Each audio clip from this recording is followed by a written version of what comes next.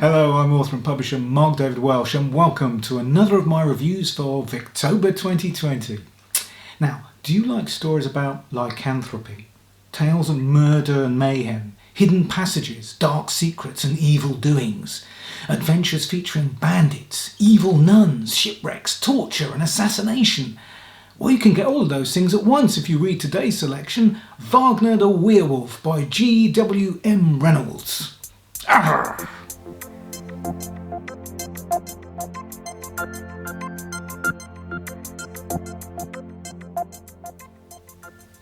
Now, to begin this short review, I'm just going to explain why I'm calling this book Wagner the Werewolf and not Wagner the Werewolf. Now, the spelling in the original publication 1847 was W-E-H-R, wolf, so it seems appropriate to use the pronunciation werewolf.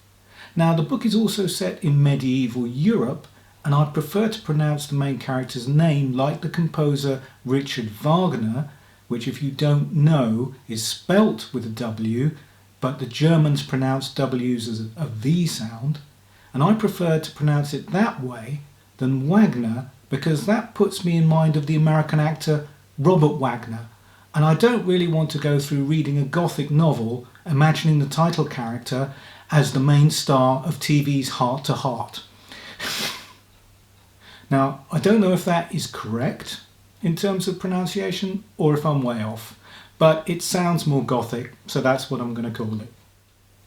Now, to understand this book fully, I think it's necessary to consider how it was first published, because in this case, format dictates content to some extent.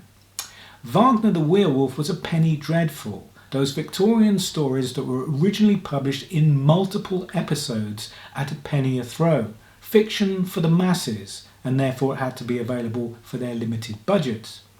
Now, I don't know how many episodes this book originally ran to, but it came out over a period beginning in November 1846 and ending in June 1847, so I think it's fair to say that it was quite a lot. The other impact of this format is that each episode needed to end on a cliffhanger, of course, in order to get the readers to buy the next issue. So what exactly do I mean? Well, as I hinted at the start of this video, it means we get enough plots and story elements to fill maybe half a dozen novels. In fact, it often felt to me in the early stages that every few chapters I was starting a brand new book with a brand new main character. The story does ramble and meander quite a lot because of this. Wagner himself is often absent from many stages of the story, and his lycanthropy is actually just a bit of a sideline in the end plot-wise and disappears entirely after a while. To summarise the entire plot of the book would take a much longer video than this, so I'll do my best just to give you a bit of a flavour of it.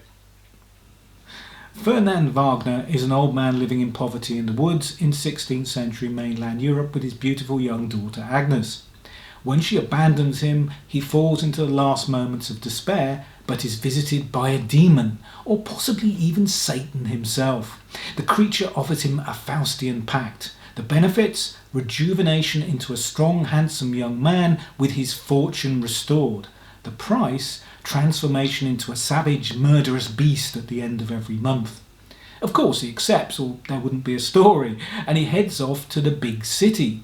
There he's reunited with Agnes, but he's also caught the eye of the passionate Lady Nisidia, who perceives Agnes to be a romantic rival and, totally reasonably, stabs her to death. Now, if the book has a main character, it is probably Nisidia, who is living her life under the pretense of being deaf and dumb for reasons revealed at the climax of the tale. She also has a vendetta against her brother's intended bride, the virtuous Flora, and has her committed to a convent filled with evil nuns who have an underground torture dungeon.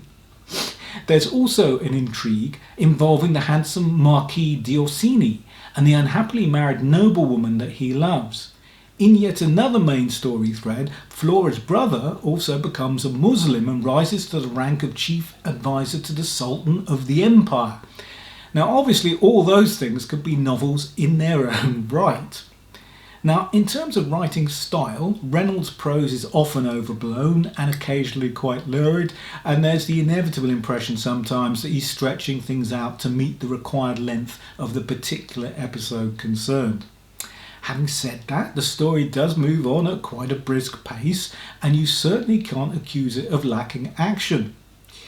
Reynolds' agenda was obviously to keep his readers engaged, and so he often chucks in as many wild elements as he can, some obviously supernatural, some not so much.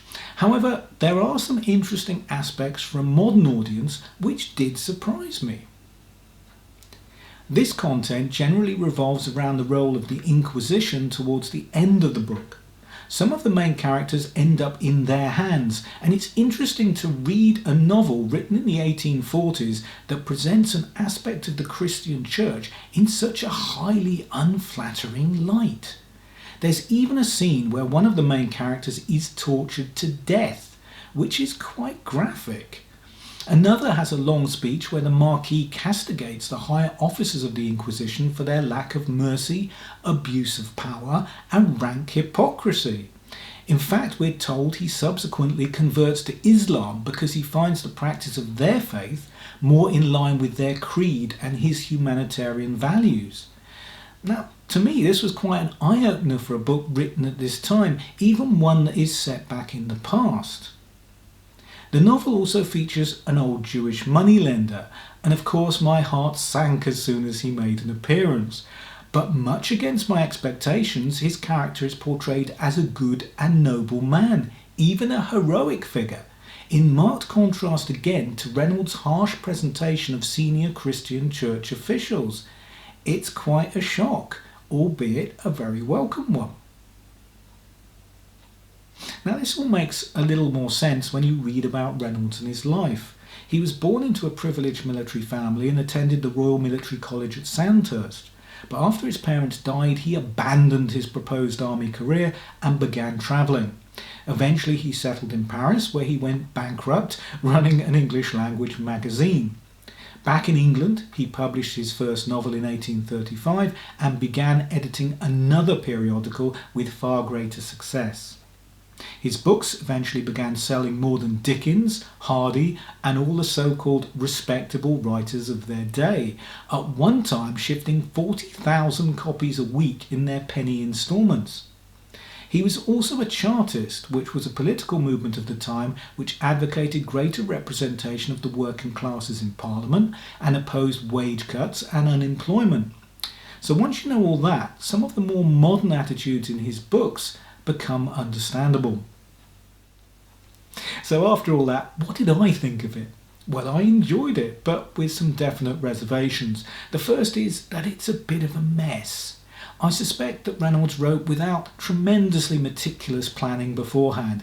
Yes, the story does make sense and ties up satisfactorily, but it lacks focus because you have all these major characters and different story threads almost jockeying with each other for prominence. It's not that there are a lot of subplots here so much as there are a lot of main plots.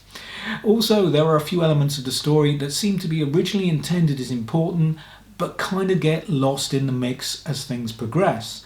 The most obvious being Wagner's lycanthropy.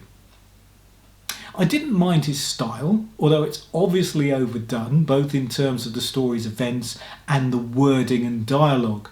I think my main criticism is that it was a fairly exhausting experience because of the combination of this kind of length and that verbose style. And of course I was trying to read it in a week, which took quite a lot of effort and dedication. Would I recommend it? I think it's entertaining, unintentionally funny in places because it's so full on. But I think if you're looking for the best of Victorian literature, or if you're just starting out with Victorian literature, then this is not really one for you. Now, I was originally going to spend the entirety of Victober reading Penny Dreadfuls, but I don't think I can really keep to that.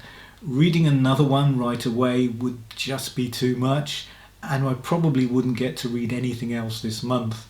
But I did suspect that this might be the case, so I did have a plan B, and I'm reverting to that, the first part of which is my next read, The Castle of Wolfenbach by by Eliza Parsons. Now, I know nothing about this book at all. I can't even remember how I came across the title, so I'm going into it with no preconceived ideas whatsoever. And it looks pretty short in comparison to Wagner, so I'm very grateful for that. So that's it for this Victober review. Please leave a like if you enjoyed the video, or perhaps share and subscribe to the channel. Hopefully I'll be back with another Victober review next week. And in the meantime, stay safe, stay well, and don't be a stranger.